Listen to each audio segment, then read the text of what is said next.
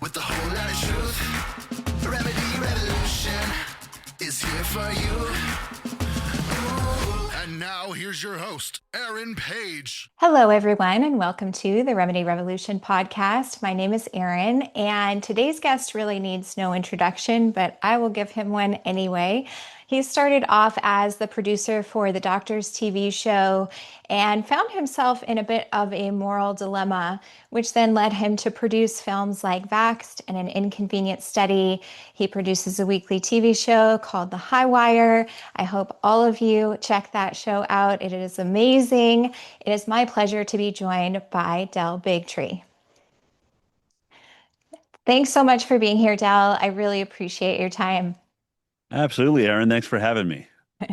All right, so tell us a little bit about your backstory because I know so many of us come to this conversation unwillingly, if you will. We might have personal experiences and personal convictions that maybe we're not quite ready to reveal to the outside world. So tell us a little bit about what got you into this moral dilemma, if you will. You told a story not too long ago about coming face to face with Senator Richard Pan. I'd love to hear that story. Well, I mean, there's a lot of things that I always think how far back into my story I go. I think the way I was raised is a huge part of why I'm here. I had very conscious parents that, homeschooled me for a good period of time, wanted me to believe in myself, my instincts, my intuition, gave me a connection to God that no one could get in between, and then really always left me with the idea of always question authority.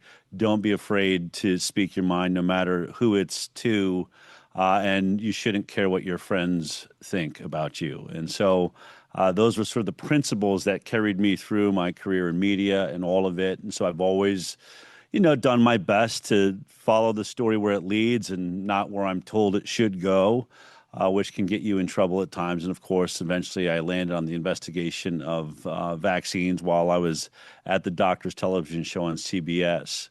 I probably, might have ignored some of the journey. I might not have told the story that's the center of the documentary Vaxxed, which was really the career change for me.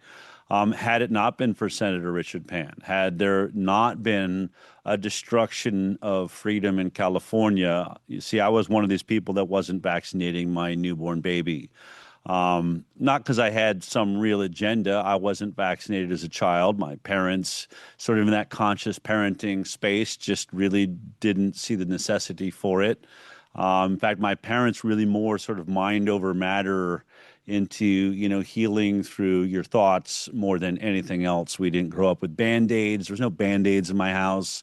If you cut yourself, my mom would tell me your body will heal itself. And so that is sort of where it came from. So it was ironic that I ended up working on a medical talk show called The Doctors. My mom would call me and say, "What are you doing working on a medical talk show? You've never been to a doctor in your life." But I was fascinated by science and medicine. I didn't realize it till I was working on that show and ended up spending 6 or 7 years doing some of the most important investigations and really found it fascinating. But again, all of a sudden this law, right at the moment that I get introduced to this whistleblower story inside the CDC of Dr. William Thompson saying that they're committing scientific fraud in the vaccine safety studies, almost at that exact moment, Senator Richard Pan marches out onto the stage at the Doctors television show for one of my episodes to present his new law, SB 277. It was really a crazy moment. I was sitting in my office at CBS. I got a call from my executives that said, "Hey, you have a hole in your show. You have to fill 7 segments of information for a whole 1-hour show." I did one show every week. There's about 7 producers like me that produced, a whole week of shows.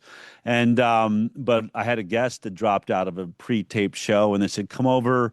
We're going to stick this right into your show very quickly." So I ran over and out walked Senator Richard Pan, with his new law, SB 277, that's going to make it illegal, essentially, for anyone to not vaccinate their child. It's going to remove the religious exemption, the ability to opt out of the mandated vaccine program. And I sat there watching it thinking, this is the end of the way I was raised. This is the end of my child will not be allowed to go to school if I want to continue on the path that I'm on. In some ways, it was like a last of the Mohicans moment. I realized like this is the end of an era and a time, and it's certainly the end of freedom of choice. And my first thought was just, how do I get out of this? I cannot have my name on an episode on this show where something that is so against what I believe in, which is ultimately, I'm not here to tell people how to live their lives or what, medicine or science to necessarily follow, but I do believe whatever you decide is your choice. And this was going to take our choice away. And so I left. That it was about 10 minutes long, that interview, and I ran over to the executive's office and I just said, that was like 10 minutes long. I only have a 2-minute space in my show. I don't think you want to edit it down that much. You should put this in someone else's show. And they said, no, you're right. And so I dodged that bullet, but it really kept eating at me. After that moment, I think Senator Pan came on, or at least was alluded to many times in other episodes, and we were really celebrating this idea of bureaucratic control over the human body, which I could not be more against. And so even though I loved the time on the doctors, I had really an ethical issue with it. And then I really wanted to tell this whistleblower story. I had been tipped off to Dr. William Thompson. I'd listened to these recordings where he was saying, we committed scientific fraud. We hid statistically significant information. Every time I see a child with autism, I feel guilty. I was like, who is this guy? What is this story? And why is no one telling this story? And ultimately, it came down to, a moment of incredible frustration. I think we've all been there where I just felt like I am on my life suddenly feels off course. I've been enjoying my life until now, and now I feel like I'm in the wrong place. And I, did what I do in those moments, and I sat in my office and I prayed, and I just asked God for guidance. I was appreciative of the career that I had and the life that I'd had up until that moment, my beautiful family, and the fact that I could own a house. But I said, I want to be able to tell this whistleblower story. I think it's important, and I'm at the one show that's never going to let me near it. I want to stop this law, SB 277, and I'm on the one show that's promoting that. So give me some guidance, and I'm open. And 30 seconds later, my phone rang, and it was a publicist that said, "Do you know who Dr. Andrew Wakefield is?" And I said, "Well, yeah." She said, "Would you like to meet him?" And that was the beginning of an entire shift in my life. Of course, Dr. Andrew Wakefield was already working on a documentary, didn't know at that moment, about the whistleblower. And we teamed up, and the rest, in many ways, as they say, is history. So I know that this has been an interest of yours, natural health and healing, for really your entire life. But Yeah. was there something that really ignited this fire in you, this passion with regard to medical freedom? Because I know that, you're known for being very exuberant at times on stage and on your shows. So was there a particular moment that really ignited that fire for you? Again, there'd probably be many ways to answer that question, but one thing I haven't talked about, my wife just brought it up the other day. We were at a dinner, and Vaxxed had been released, and we were touring the country. But I was just doing Q&As, and I had planned on, up until that moment, I had been a producer, so I was behind the scenes, not in front of the camera. And there was a rally in Santa Monica outside of, I forget, we were pulling up, and they were going to have a rally against SB 277, I guess it was. And Andy and I were like, well, let's go and speak, and I hadn't. And so I was sitting really just right next to the stage. I remember the Nation of Islam was there. It was like very early on in this discussion conversation, and I didn't know what I was going to say. And there was some really great speakers that were going on. And as I sat there, thinking, what am I going to say today? They had a woman get up and sing the national anthem. And I just remember hearing those sort of final words about the land of the free and the home of the brave. And I remember just thinking, where are the brave? What does it mean to be brave? And I would say I got up and gave probably one of the most famous speeches I ever did. It's one of the first ones I ever did. And at the end of it, I just started, really beating on that drum of be brave to every doctor out there that knows the truth about vaccines. Speak up, be brave. For every politician that's getting paid off to hide the truth, stand up, be brave. And it was all triggered by just that thought. And in many ways, it's on the hats. It's one of the slogans for the HighWire. It's what I sign every time I sign my signatures, be brave, Del Bigtree. So that moment probably really, if you want to talk about the fire that comes out of me when I speak, I think that was the first time. My wife says it's the first time she ever saw it. And she was describing it. That's why I thought of it the other night. She said that was the moment I just saw my husband just became a different person. And I've never been really the same since. I think I've carried myself in a different way with that notion.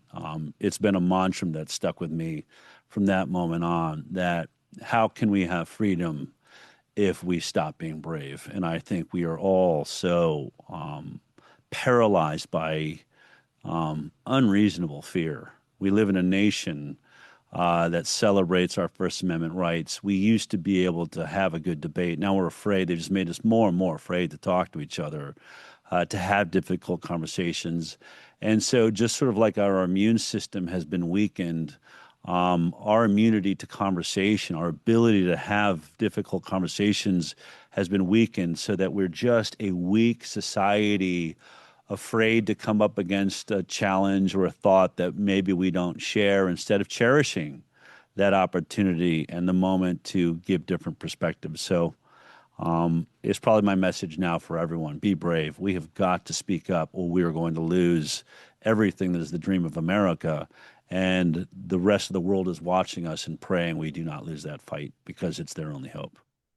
I couldn't agree more. I think, so many of us that, I'm from California, born and raised, and I was there during 276 and 277 and got out, thankfully, just in time for another challenge, which was, of course, the pandemic. And interestingly, I actually was invited to a taping of your show back in early 2020, when, things were very locked down, and Kat gave me a call and asked if I wanted to come to a taping, and I did. And it was one of the inspirations for me personally to start speaking out and getting louder, because of all the censorship that I was watching occur. So tell us a little bit about what happened to you guys, your platforms, during that time, during COVID.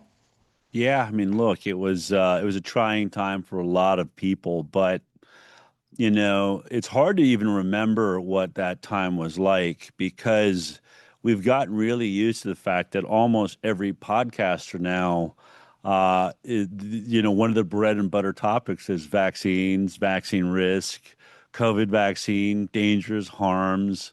But in 2020, there was no other podcast. We were the only ones. We were the only ones that would cover that issue. I would even appear on other podcasts. They say, just don't say the V word. Like, I love what you're doing, but I don't want to lose my channel and things like that. So everyone was dancing this line, but I refused to dance that line. The HighWire never changed a single word of anything that we were saying. And then ultimately, I think somewhere around the time where we were one of the first ones to interview a scientist discussing that there was a very strong likelihood that the origin of the coronavirus was the Wuhan lab, that it looked like it had some sort of a cleavaged insert in the virus that made it man-made. That got us into a lot of trouble. I believe that was the reason we lost our YouTube channel, and then ultimately Facebook. Also because I was saying to my audience, look, if you're elderly, you should probably be very careful. This disease is really only affecting those over the age of 70, and usually with comorbidities. But I was saying for the rest of us, if you're healthy, go out and catch this cold. We need to develop immunity and move on. And that's the only way to really protect those that are in harm's way. And of course, Dell says, puts everyone in his audience at risk, telling them to go out and, describes the coronavirus as a cold. The truth is coronavirus always has been one of the cold viruses, so it wasn't that big a statement. But that was it. I was shut down. We lost Facebook, YouTube, all of it. It was interesting the moment it happened. YouTube was the first one to go. We thought it was going to be Facebook, actually. And YouTube caught us by surprise because that was the player, that was the video player that we were using on our website to show our show, to stream our show. And so losing YouTube really knocked us out even on our own website. So I remember scrambling around that week. We had about 4 or 5 days to find some other video player, some third-party player that we could install so that people could watch it. And, we had seen the writing on the wall, so we had told a lot of people, please be aware of our website. If you're watching this on YouTube or Facebook or Twitter, just know we will always be at www.thehighwire.com. In case we ever go down, you'll find us there. And so it was really interesting. We changed out our player. We got a new one up and running. We broadcast the show, and then our system crashed like 4 or 5 times throughout the show. Just like whatever was happening, it just was not smooth at all. We'd have to reboot it up, and people were waiting for us. But we got the analytics back the next week, and YouTube had been showing that we had about, on average 10,000 live viewers while we were streaming on YouTube, and then they would accumulate to maybe, 50 or 100,000 viewers over the week. And suddenly we got our analytics on this new player, and I remember the head of my tech department sat me down. I was like, Dell, 250,000 people tried to watch the HighWire live last Thursday. And, I don't know. Maybe it was because we had attention, but our thought was YouTube's even been lying to us about how many people are watching this show. We didn't realize our audience was that big. So not only were they maybe trying to suppress information, they were suppressing our understanding of our own audience, which was clever. But of course, we went on through COVID to, I think I really started the effort to make your sort of a badge of courage was being censored. I wanted people to see if someone's being censored, you may want to listen to them even closer. And that we ran on that sort of negative press. And of course, without YouTube, without Facebook, with no social media helping shut down in all those places, we watched our viewership go from maybe 250,000 people prior to COVID tuning in every week to nearly 7 million people were tuning in the height of COVID because they weren't getting that information anywhere else. And I will say this, Aaron, that's all recorded, and people can go back and watch every one of those episodes. And I am really proud of my team that I can say you're not really going to find anything that I stated prior to the release of the vaccine from the beginning of COVID.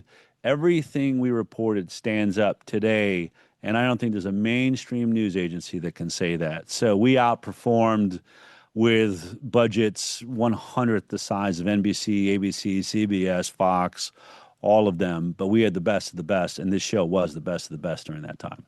Yeah, I couldn't agree more. I mean, I think, especially in those days, I was glued because, it was one of the only places where I could find actual real data and information beyond, whatever propaganda the mainstream news was trying to push that particular week. So thank you for being a voice of truth and comfort, really, because it allowed so many other people to understand the truth of what was going on, beyond and get beyond that fear narrative that was being pushed so heavily on so many of us.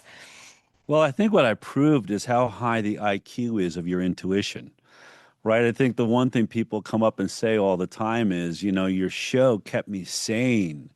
And what that means is, we were being told 24 hours a day that this was the greatest vaccine of all times.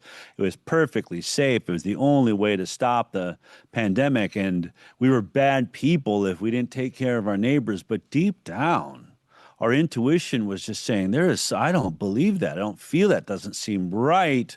And every Thursday they would tune in and not only just have, I wasn't sitting on the show and saying, ooh, I have the same intuition. We were actually showing you the actual data, what was written in the emergency use authorization, what the FDA admitted about not knowing whether the vaccine could stop transmission, what we knew about the animal trials prior to warp speed, how we knew the safety trials would be skipped and predicted every sort of one of those things, not because we were psychic, because we had been already in such a deep investigation for nearly 3 years prior to that on every vaccine trial ever done and saw a pattern, and we knew they were going to play this the same way. And so what it was an affirmation that that your intuition actually is probably smarter than your own brain. Your brain is being manipulated by what you're seeing on TV. And they remember that. I mean, it was really amazing that mainstream media really began a mantra or a slogan that if you are smart, you will just trust experts. If you are dumb, you will do your own investigation and research. It was the most amazing thing to realize. We now live in a time where we grew up as kids. They said there's no such thing as a stupid question. Now it was don't ask any questions. That makes you a dumb person. Smart people just do what they're told. It didn't go very well.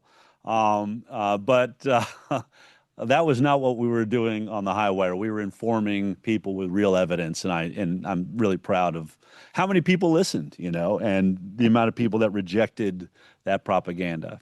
Right. Don't do your own research, right? Right. That's dangerous. Right. That's dangerous.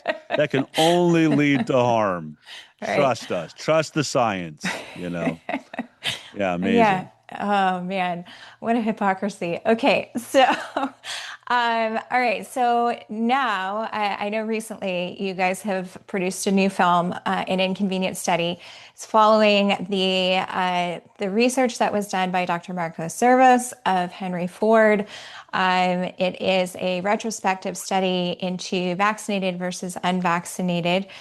And that study is not going to be published, sadly. Would you like to enlighten us as to why that is? Well, let me be careful because that film, at the heart of it, I think is the most important study that's ever been done on Earth. And there's several reasons for that. In the film talks about this, there has never been a safety study done on a single childhood vaccine. None, zero. The placebo-based trial, which is the gold standard for all pharmaceutical products, we've skipped it with our vaccines. Why is a mystery, and I have all sorts of speculations on that, but the fact is it hasn't happened. So we never did proper science to establish safety. We've had an assumption of safety, and yet our kids are not getting healthier with the addition of every new vaccine. We're getting sicker and sicker and sicker to the point now, and I point out that I wouldn't be here if we had the healthiest kids in the world, but in the 1980s, the chronic disease rate in our children was 12.8%. And now it's about 54%.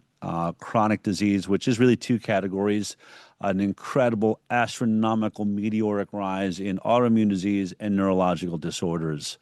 And so everyone's aware of it. CDC admits it. Even the corrupt CDC pharma will even admit those are the actual numbers, but they'll try to tell us it's not vaccines that are doing it. Well, then what is? We don't know what's causing autism, but we know it's not vaccines. I mean, just think about that line, right? We're totally clueless about this illness, but there's one thing we do know: don't look over there. I mean, it's like it's like a kid with their hand in a cookie jar. But ultimately, what the Henry Ford study is is it's asking a question. And think about, if we're going to get to the bottom of the chronic disease epidemic, what Robert Kennedy Jr. is trying to do at HHS and having some success at investigations on toxins in food, investigations on toxins in water. He's just made an incredible statement last week, an investigation like we've never seen into microplastics. Awesome, fantastic. Forever chemicals, we need to look at those. But on the greatest and strongest delivery system for a toxin is injecting it. And there seems to be a very powerful industry lobby, in fact, the most powerful lobby in the world that ran the COVID pandemic, doesn't want us to look at our vaccines involved. So if we're going to tease out what's causing this chronic disease epidemic, we need to do many, many studies, but take each element and just organize a study around that. People who grew up with microplastics, those who have had none. People who, use nonstick pans in their families, those who never touched a nonstick pan. In fact, mom said, don't ever go near one. Like me, my hippie mom said, don't touch that stuff. I wouldn't even eat at a friend's house if the mom was cooking with those pans. That's how effective my mom was at making me avoid forever chemicals. So those groups exist, and let's do those studies. Are there differences in the amount of autoimmune disease amongst nonstick pan users and non-nonstick pan users? So we want to do the same thing with vaccines, and that's what Henry Ford Health did. And what makes it important is it wasn't a group of, outspoken anti-vaccine scientists. In fact, it was the opposite. Dr. Marcus Zervos said to me, I am pro-vaccine. He says it in the undercover footage, which is a huge part of the film, where I have him explain why he's not publishing this very important study. And we, when you look at this study, you have a pro-vaccine institution, a pro-vaccine scientist that was the head of the Moderna trials for Henry Ford Health, which is one of our biggest research institutes in the world. So when they do a vaccinated versus unvaccinated study, I think you have to assume they're doing it to prove that the vaccinated are healthier. And every one of us that's been involved in this vaccine program are assuming the reason our kids are being forced to take these injections in an increasing number from 10 in the 1980s, where we had a 12% chronic disease rate, to now 72, or actually that conversion should be 54 shots, 10 shots to 54 shots, but 72 total elements like diphtheria, tetanus, acellular pertussis is 3 elements in one shot. That incredible rise in chronic disease. So, if a pro-vaccine institution is doing it, then certainly they're proving the reason was vaccines make you healthier. When Dr. Marcus Zervos suddenly said he was going to refuse to publish this study, I kept hounding him saying, why? And of course, I had inspired him. I said, why don't we, it was a gentleman's bet. While I was touring with Vaxxed, I had dinner with him, and I just said, look, if vaccines are great, prove it. Do a vaccinated versus unvaccinated study. Sure, I'll do it. He was gung-ho. Suddenly, he wouldn't publish it. And I remember on the phone, I asked him, why aren't you publishing it? You promised you would publish no matter what the data showed you. And he said, when I made that agreement, I did not realize I might be agreeing to ending the childhood vaccine program. And I said, what do you mean ending the program? The study's that bad? And he said, it's that bad. It is that bad. And the movie is incredibly shocking. The study is the most devastating rebuke of the childhood vaccine program that has ever been written. Probably should have gone for peer review. And so why didn't they publish it? My opinion, and I have to say that because there was a cease and desist letter sent to me by Henry Ford, I want to make it clear. They are saying we didn't publish it because the data is no good and that the study protocol is a poorly developed study. Okay. My question would be, why didn't you fix the study? It's an important study. Certainly, if you're going to set out to make vaccines look great, then fix the study. And if there's a problem with the data, that's your data. That's the Henry Ford data. It's the best data there is. You've tracked these children from the moment they were born in. So what's wrong with the data? Do you never use your own data for your studies? Why would the data have corruption issues? You should explain that. None of those come with explanations. So I'm going to stick with my opinion is the reason that study isn't published is because it did the opposite of what they hoped it would do. It's a damning indictment of the vaccine program and being a, outspoken pro-vaccine institution, and I say that because they have headlines they've taken out in papers about how they vaccinate all of their staff. I've got Dr. Marcus Zervos, who brags about being the reason all the staff gets vaccinated at Henry Ford Health in undercover footage. But I believe they didn't publish this study because of the results. And my opinion really ultimately is because that's exactly what Dr. Marcus Zervos said when I had hidden camera footage asking him why it wasn't published. He said, because it would be the end of my career, it would be the end of me, I would be finished. I said, would you publish this study if the climate was different, if there wasn't such an attack on people that, investigate the safety of vaccines? He said, I would publish it exactly as it is. So that's in his own words. People should really watch this film, especially, I know what I get frustrated by is I think people say, I already know this issue. I've known Dell's work. I saw Vaxxed. I don't need to see that film. I will say in fact, the 10-year anniversary of the release of Vaxxed was April 1st, just a few days ago. In my 10 years of work, I've never made a tool as effective as an inconvenient study.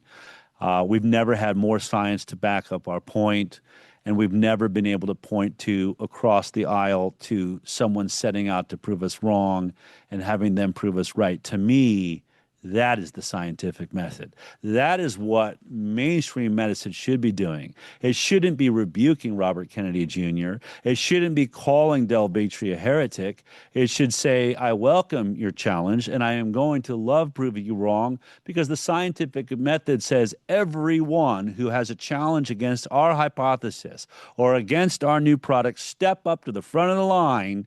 The scientific method requires challenge from every direction it can, as hard as that challenge can be made. And if the science stands up, then and only then can we say that that science, at least for the moment, is settled. Now, there may be a new chink in the armor or a new discovery in the future, which is why science evolves. There was something we didn't see, and then that challenge should be brought again.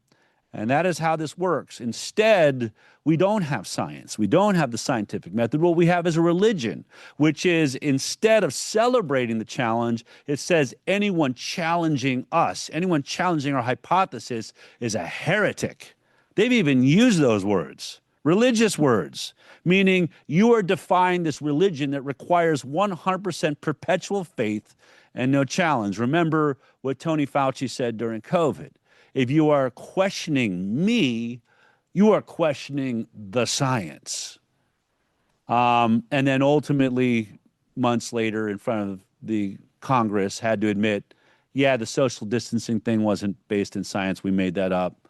Masks, yeah, I don't have any science to show you that the mask can stop a particle as small as coronavirus. And yeah, as it turns out, the vaccine wasn't 95% effective. In fact, it's about 100% effective at increasing your risk of catching COVID after about 15 weeks of receiving it. So that's where science has gotten us. And that's what I think an inconvenient study brings crashing down. The religion around science comes crashing down. And so I want everyone in the world to see that film. And if you're watching right now, whether you think you understand or not, go watch it. And if you don't believe me, bring every challenge you have, bring your scientific method and watch that film and see if you can refute what you're seeing there. Explain to me how I was able to ask someone that was totally against my perspective to do a study, prove me wrong.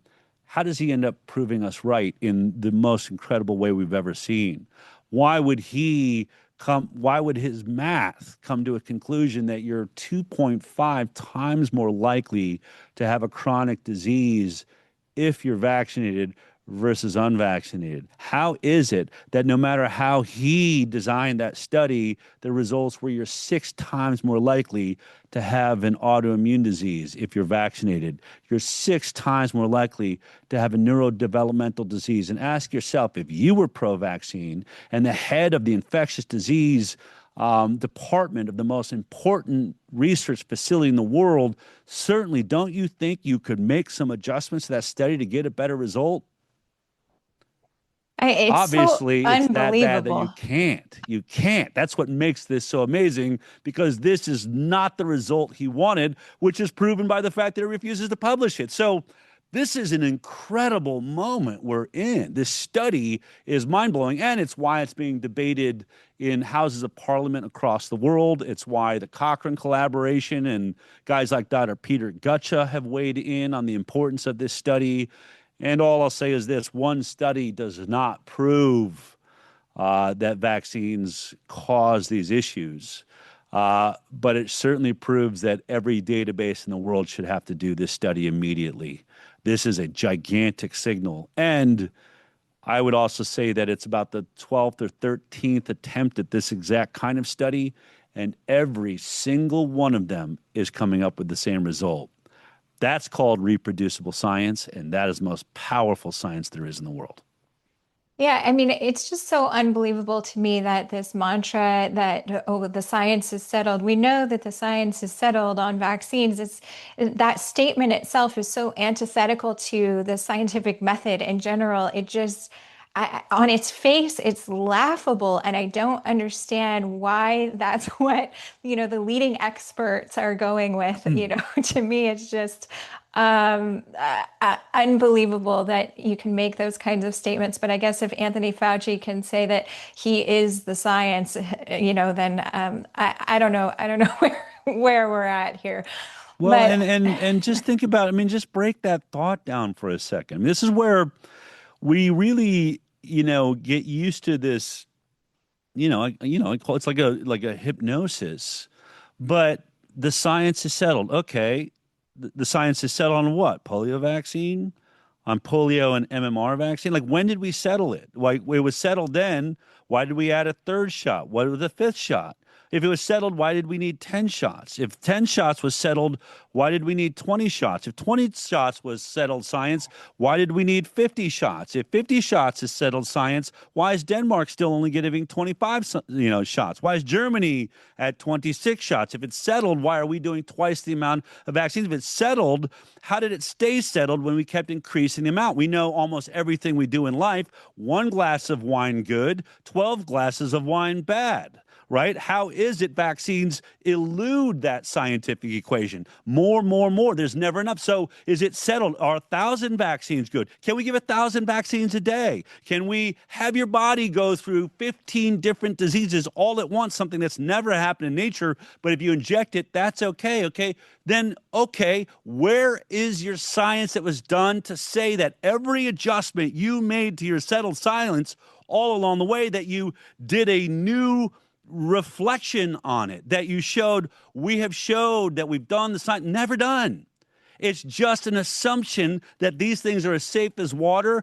50 is better than 20, 20 is better than 10. There is no science that proves that. In fact, as I pointed out, all the existing science now shows the opposite is true. But I try to take people through an exercise. If you were driving down the road and you saw a billboard that said drugs are safe and effective, what would run through your mind? Just run through it. What would you think? I would think you'd go through a little bit of a process. You say, I mean, like all drugs? Because I know drugs have been recalled. So there were certainly some that weren't safe and effective. Are we saying all future drugs are safe and effective? And I see side effects, on television. So they're not safe and effective for everybody.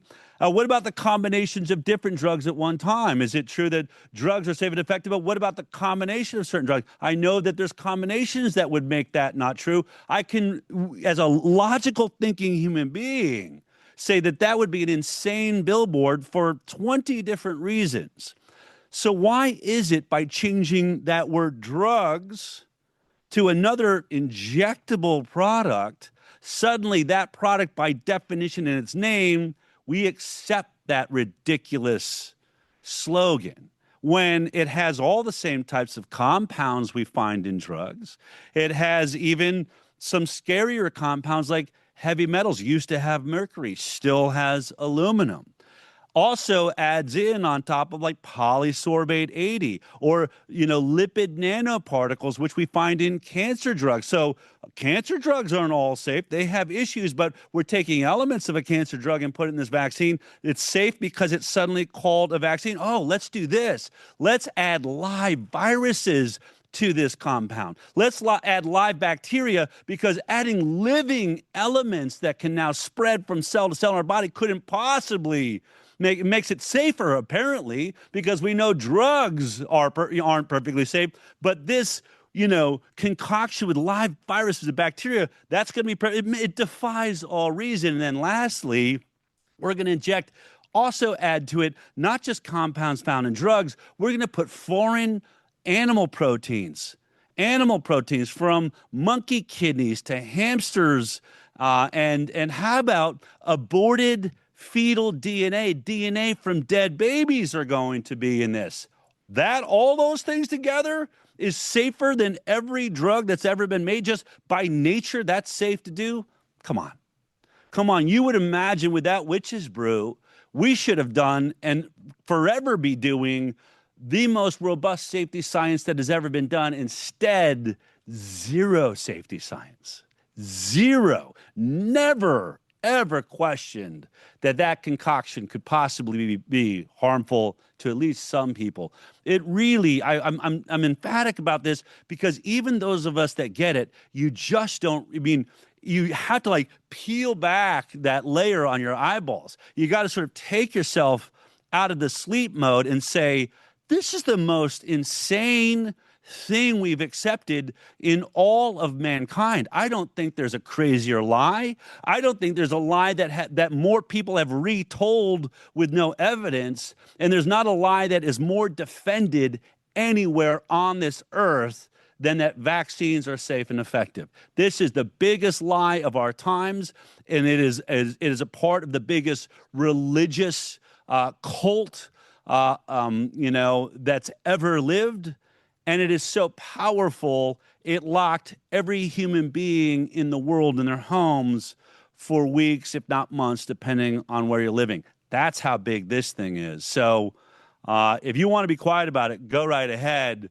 But this has not left our space. We have more people waking up to it every day. This is the fastest growing movement in the world, and it's scaring the hell out of the powers that be, because at the end of this journey is the realization that the governments we elected, every president, whether Democrat or Republican, every health HHS secretary must have known the truth on some level and has lied to us and has systematically poisoned our children.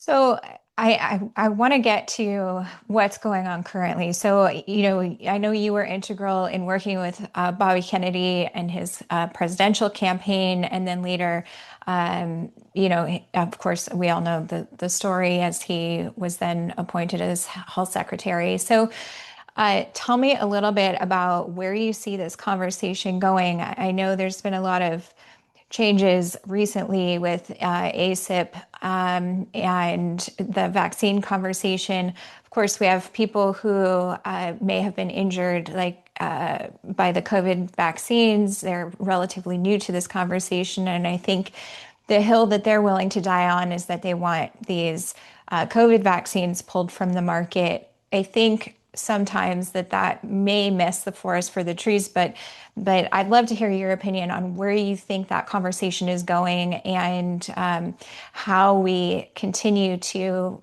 push back against the powers that be, if you will, on these kinds of conversations. Well, I would first of all say I'm obviously a huge Robert Kennedy Jr. fan. I dropped everything. I didn't drop it, and kept everything going, but also went and dedicated, all of my time to helping him run for president of the United States. I was director of communications.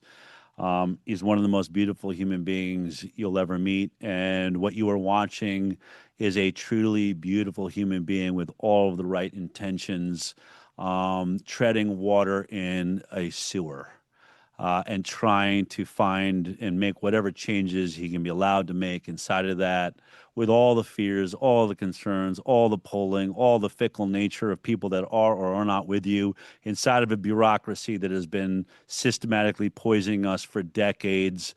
I mean, even if you just take vaccines out of the equation, when Robert Kennedy Jr. removed lead and arsenic from baby food and baby formulas, that's something I was reporting on the Doctor's Television show 10 years ago. We've known that that was there. Why has every HHS secretary just shirked the duty of getting that out of our baby's food? It's simple things like that where you realize how corrupt these agencies are. And so if you expected Robert Kennedy Jr. to be Jesus Christ or Superman, if you will, and go in and wave his hands and suddenly fix the entire health system of this country and therefore the world, then I think you might be disillusioned at this moment. If you see that, at the very least, Robert Kennedy Jr.'s, having the HHS secretary job is making great changes in our food supply. We love the idea of the, change in the food pyramid. The idea of getting healthier food into our schools is amazing. Getting, plastics and issues like that taking care of, studies on these toxins, amazing.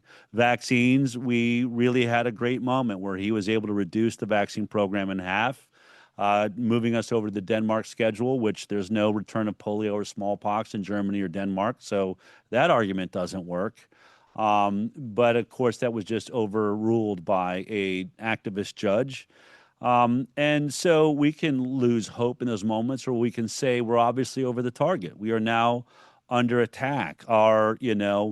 Our general that we put at the front of the army here, Robert Kennedy Jr., is being assaulted from every direction, and everything he's trying to do is being undermined because he's working in a government that is of, for, and by the corporations at the moment, and he's trying to do the will of the people. It's not being handled very well. He's up against every media outlet that also sells us an of, for, and by the corporations, not the people.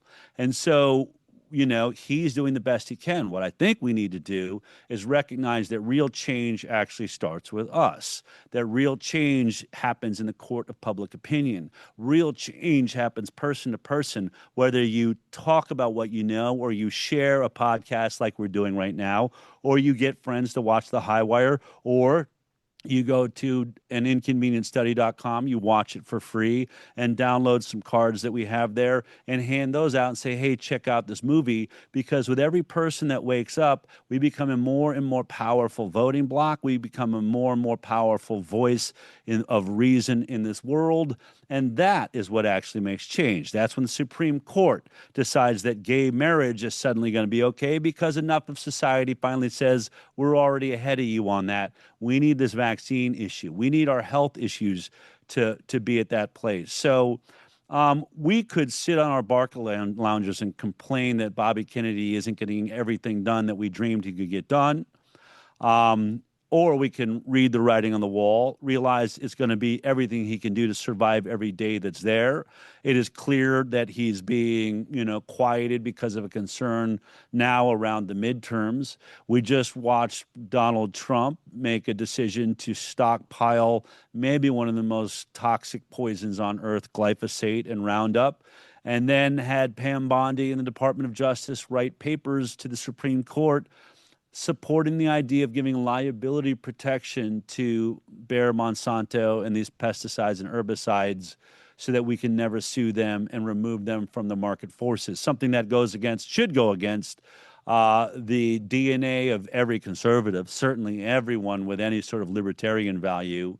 And frankly, I would say I grew up a progressive liberal Democrat. We used to not like having the government in bed with the industries too. So that's why we're staging a march on April 27th. I hope everyone will be there in front of the Supreme Court. That's the day the Supreme Court's going to hear this case for Monsanto and Bayer. If you want your voice to be heard, if you don't want liability protection on this product that's being sprayed all over our crops. I mean, how are we going to get to that evolution of regenerative farming? How are we going to get more organic food into every child's mouth if suddenly, just like the pharmaceutical industry, they never have to do a safety study again? They now have no responsibility whether they poison us or how many of us they poison, and there's going to be no pressure to move to these better techniques.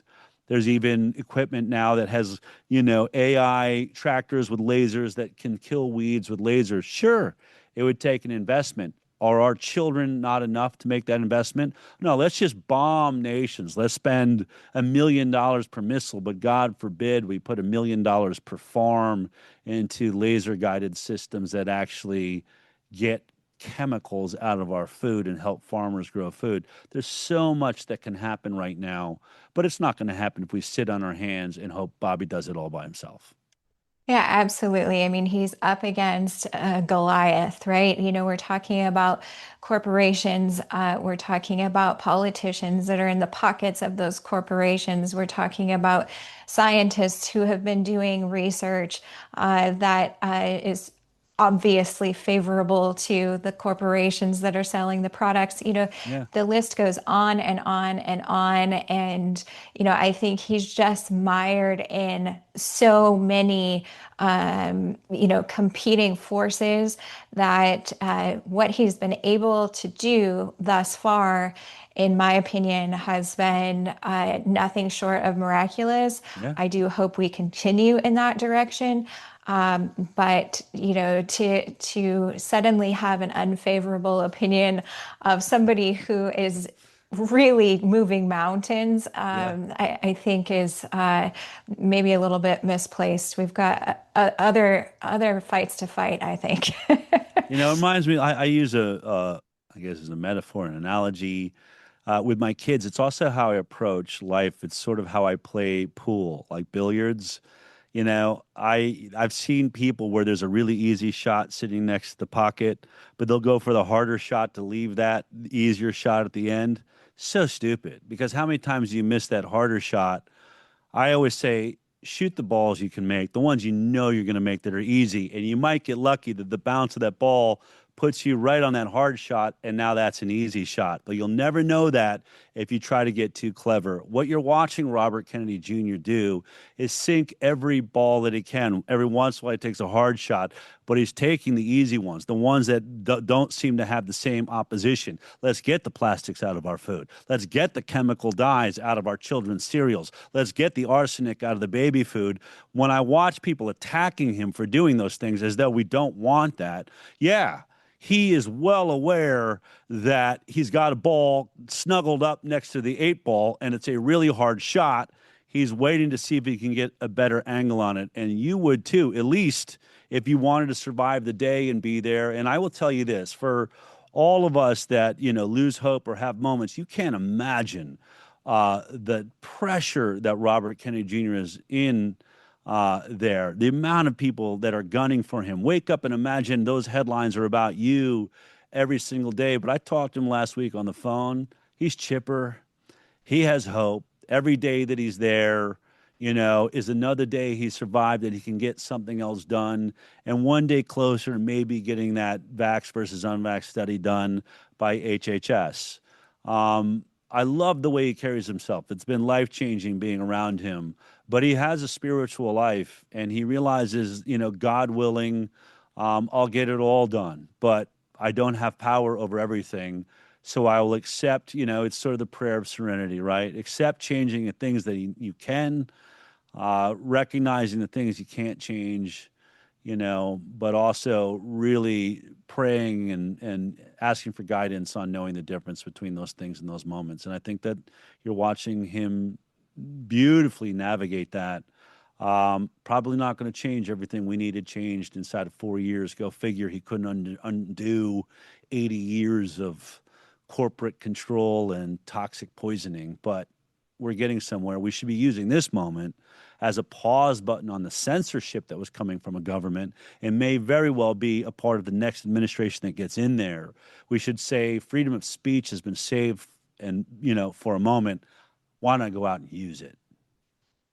Yeah, I couldn't agree more. I think, we are at this period of time that is unique, right? We are able to speak truth and to talk about these things in a much more acceptable climate. Whereas, when I first started talking about vaccines and home birth and all of these things 20 years ago, that was enough to get me kicked out of all the moms groups and things like that, of Yeah, course.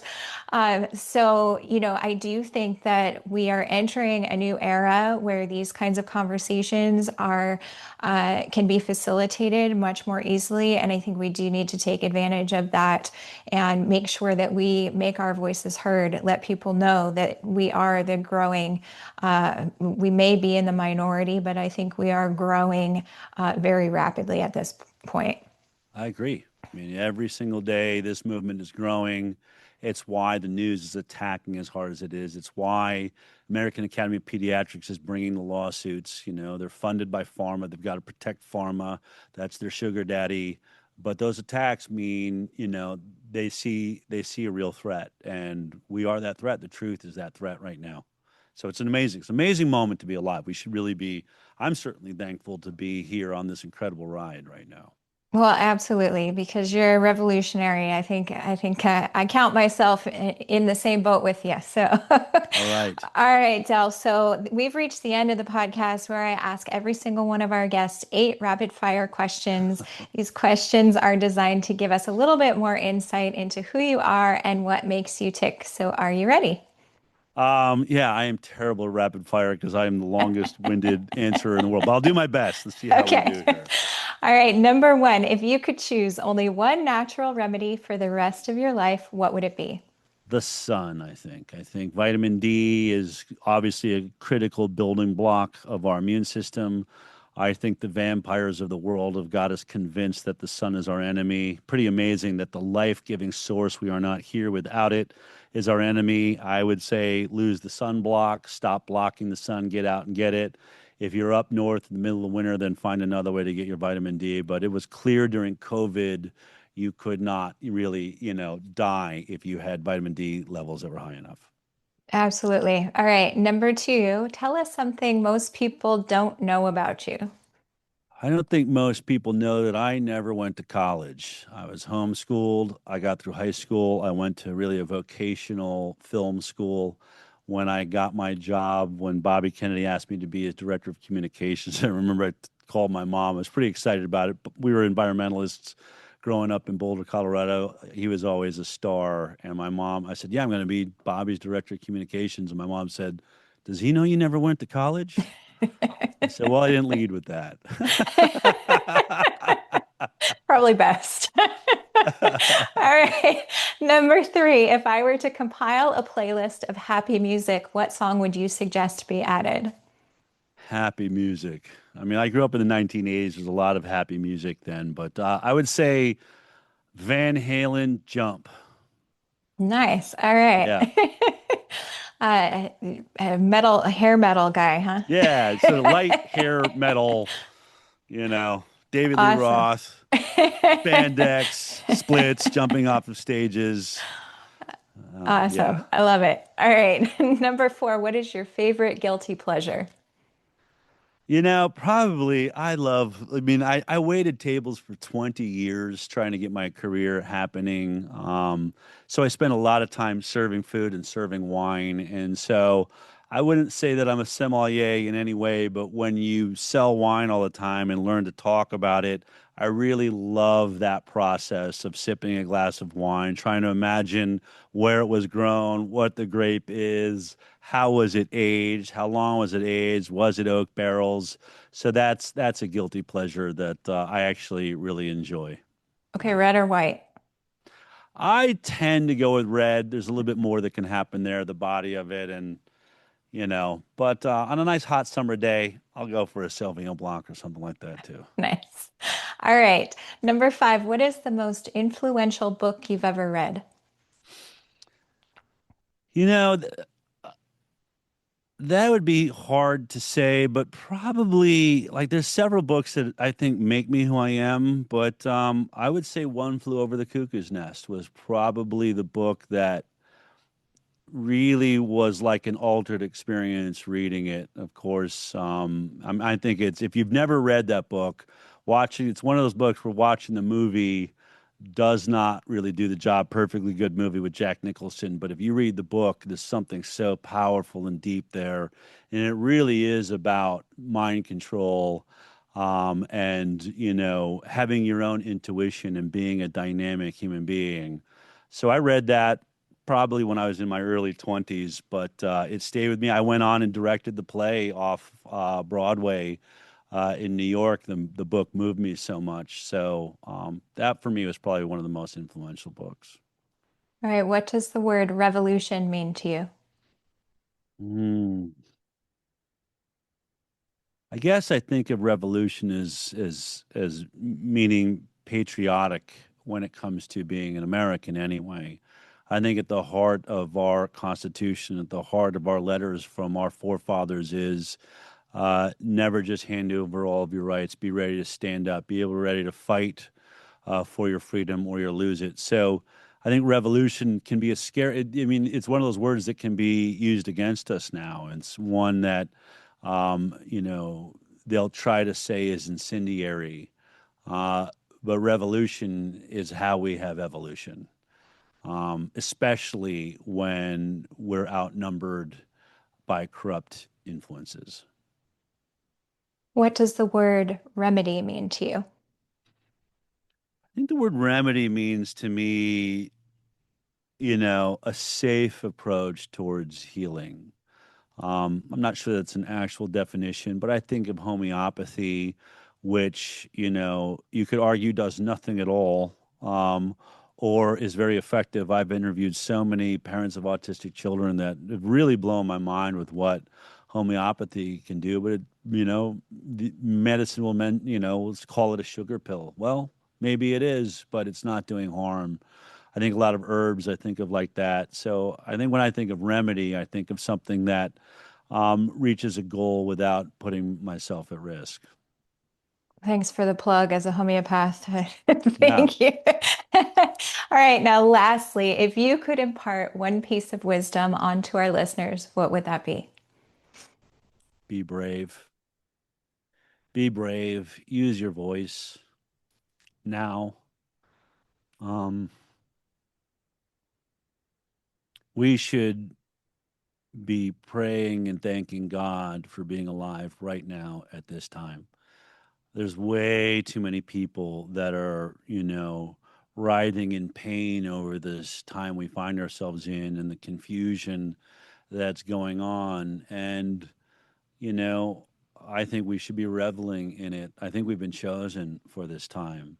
And we may feel like it's all insurmountable, but that's because we're looking at it from an individual perspective. I see this as we're all in this together. I think we're all being guided by God right now.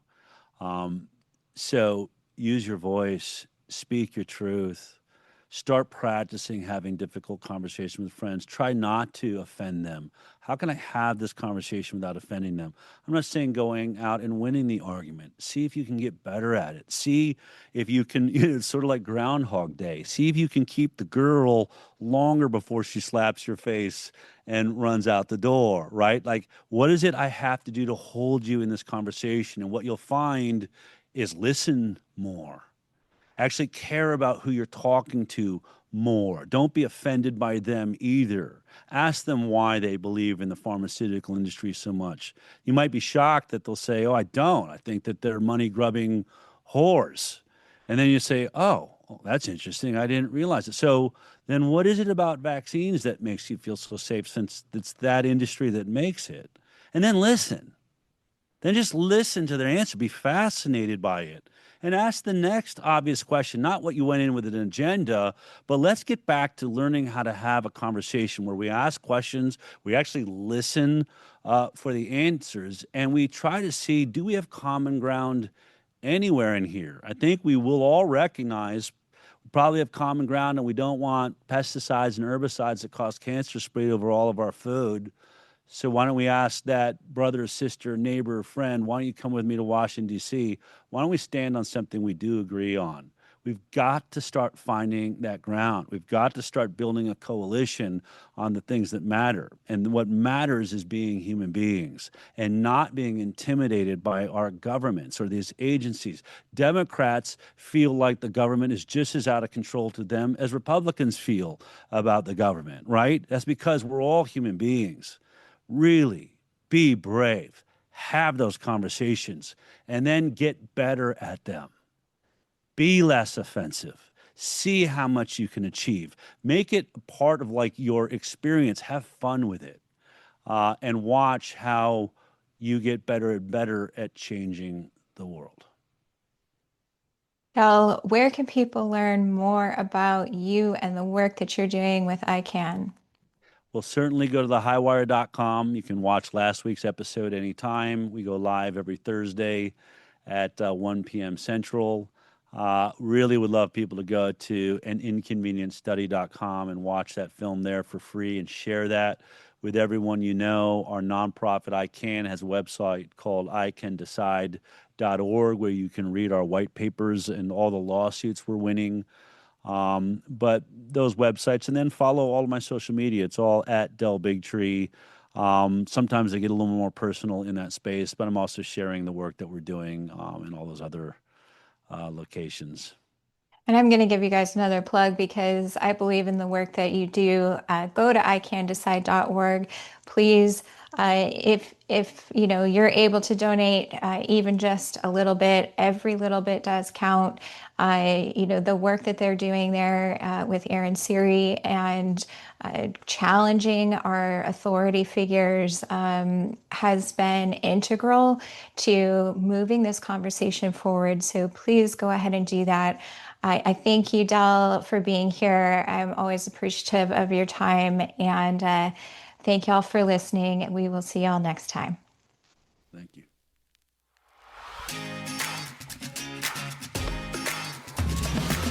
With hope as a guiding light, through darkest days we'll fight the night.